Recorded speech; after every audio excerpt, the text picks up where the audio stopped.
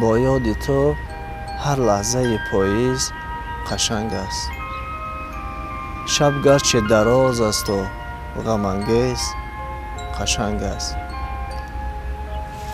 باران و لب پنجره، گلدان و کم بغض، یادآوری خاطره ها نیز قشنگ است. آن سو تو و تنهایی و این سو من و باران، از چشم من این چکچک یک ریز قشنگ است. انگار که باغ است نه گلخانه اتاقم، از عطر خیالت شده لبریز قشنگ است. اما تو بگو به من و به عطر حضورم، شبهای تو ای ماه دلاویز قشنگ است. شبهای تو ای ماه دلاویز قشنگ است.